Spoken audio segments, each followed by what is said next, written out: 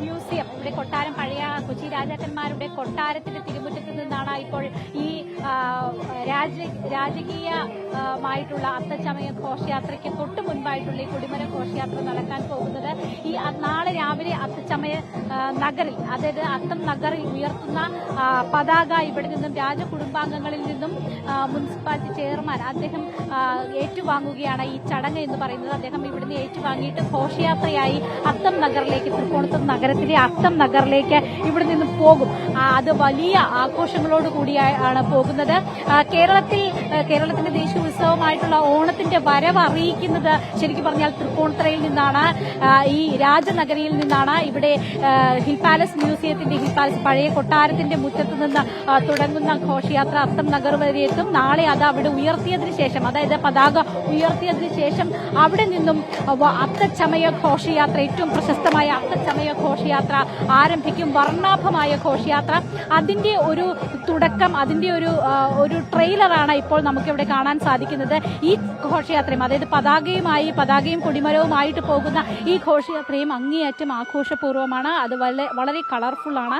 ഈ തൃപ്പൂണിത്തുറയിലെ നിരവധി ആളുകൾ ഇത് കാണുന്നതിന് വേണ്ടി, ഈ ഘോഷയാത്രയിൽ പങ്കെടുക്കുന്നതിന് വേണ്ടിയും ഇവിടെ എത്തിയിട്ടുണ്ട്. വിവിധ കലാപരിപാടികൾ, അല്പം മുൻപ് ചെണ്ടമേളം ഉണ്ടായിരുന്നു. ചെണ്ടമേളത്തിന്റെ അകമ്പടിയോടുകൂടിയാണ് ഈ ഘോഷയാത്ര ഇവിടെ നടക്കുക.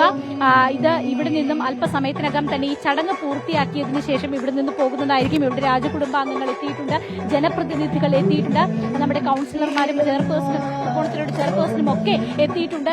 തൃപ്പൂണിത്തുറ നഗരസഭ BJP-യിലേക്ക് വന്നതിന് ശേഷം, അല്ലെങ്കിൽ ഇന്ത്യയിലേക്ക് വന്നതിന് ശേഷമുള്ള ആദ്യ ഓണം കൂടിയാണ്. അതുകൊണ്ട് അങ്ങേയറ്റം ആഘോഷപൂർവ്വമായിട്ടാണ് അത് കൈകാര്യം ചെയ്യുന്നത്. അവർ കൈകാര്യം ചെയ്യാനായിട്ട് ശ്രമിക്കുന്നത്. നാളെ മുഖ്യമന്ത്രി VD സതീശൻ, അദ്ദേഹമാണ് രാവിലെ 9 മണിക്ക് ഈ ഉദ്ഘാടന ചടങ്ങുകൾ നിർവഹിക്കുക. എന്തായാലും ഇപ്പോൾ നമുക്കിവിടെ കാണാം, അറ്റം വർണ്ണാഭമായിട്ടുള്ള ഘോഷയാത്രയ്ക്ക് തൊട്ട് മുന്നോടിയായിട്ടുള്ളത് കുരുന്നുകളൊക്കെ ഇവിടെ നൃത്തം ചെയ്യുകയാണ്. അത്രയും എനർജറ്റിക് ആയിട്ടുള്ള ഒരു ഓണത്തിന്റെ വരവ് അത് തന്നെയാണ്. ഇതാ കൊച്ചിയിൽ നിന്നും, തൃപ്പൂണിത്തുറ നഗരത്തിൽ നിന്നും ഓണം വരവ് അറിയിച്ചു കഴിഞ്ഞു. ഇവിടെ മാവേലിയുണ്ട്.